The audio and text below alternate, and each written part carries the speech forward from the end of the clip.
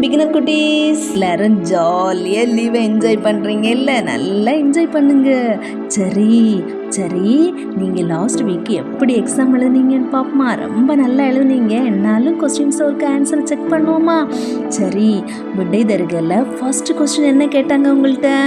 கானாவூர் திருமண வீட்டில் என்ன குறைப்பட்டது? இது ஈஸியான கொஸ்டின் இல்லையா? கானாவூர் திருமண வீட்டில் என்ன குறைப்பட்டது? எல்லாருக்கும் தெரியும், எல்லாரும் கரெக்டாக சொன்னீங்கல்ல, திராட்சை ரசம். அப்புறம் ரெண்டாவது கொஸ்டின், இயேசுவின் தாயார் பெயர் என்ன? இதுவும் நல்ல ஈஸியான கொஸ்டின். ஏசப்பாக்கு அம்மா பெயர் என்னது? மரியாள். மூணாவது கொஸ்டின், பேதுருவின் சகோதரன் பெயர் என்ன? பேதுருவின் சகோதரன் பெயர் என்ன? அந்திரேயா. நாலாவது கொஸ்டின், தொழுநோயாளிகளின் குடியிருப்பு எங்கே இருந்தது? ஊருக்கு வெளியே இருந்தது.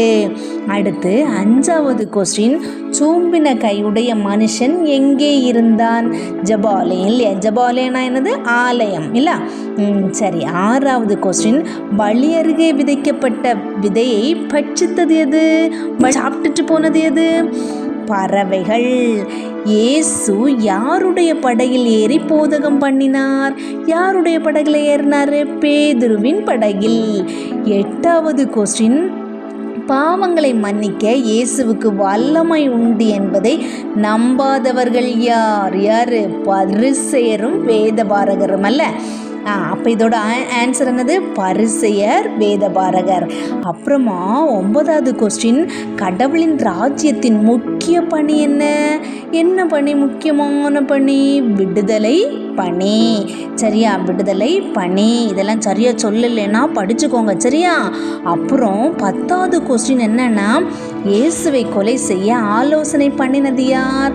பரிசேயர். இயேசுவை கொலை செய்ய ஆலோசனை பண்ணினது யார்? பரிசேயர்.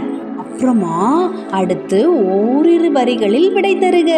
இந்த ஓரிரு வரிகளில் விடை தருகையில் ஃபர்ஸ்ட் கொஸ்டின் என்னன்னா, கானா ஊரில் திருமண வீட்டிற்கு யாரெல்லாம் அழைக்கப்பட்டிருந்தார்கள்?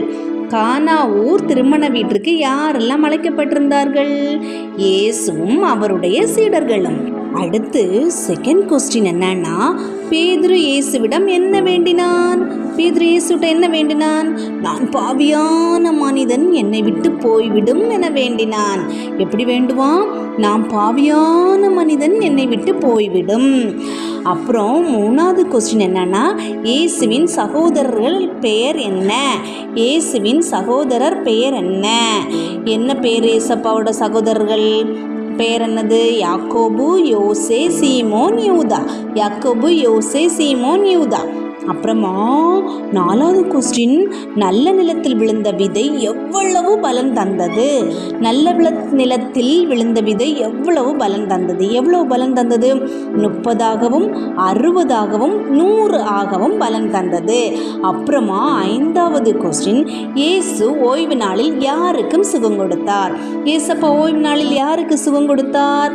சூம்பின கையுடைய மனிதனுக்கு சுகம் கொடுத்தார். மனப்பாட வசனம். சரியா?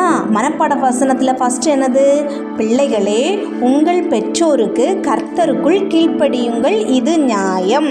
ரெண்டாவது கொஸ்டின் என்னது?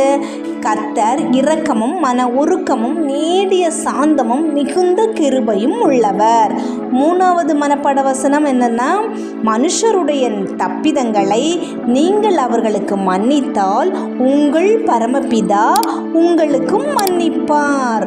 நாலாவது வசனம் என்னன்னா, ஆராய்ந்து முடியாத பெரிய காரியங்களையும் எண்ணி முடியாத அதிசயங்களையும் அவர் செய்கிறார். ஐந்தாவது மனப்பாட வசனம் என்னன்னா, அன்றியும் நன்மை செய்யவும் தான தர்மம் பண்ணவும் மறவாதிருங்கள், இப்படிப்பட்ட பலிகளின் மேல் தேவன் பிரியமாயிருக்கிறார். ஹாய் குட்டீஸ், இவ்வளவுதான். நீங்கள் எப்படி சொன்னீங்க? நல்லா சொல்லியிருப்பீங்க நம்புகிறேன். நீங்கள் எத்தனை மார்க் கிடைக்கணும் உள்ளதை கமெண்ட்ஸில் தெரியப்படுத்துங்க. ஓகே, பாய். கமெண்ட்ஸில் சொல்லுங்கள். அப்படியே சேனலை சப்ஸ்கிரைப் பண்ணிடுங்க, லைக் பண்ணிடுங்க. ஓகே, பாய்.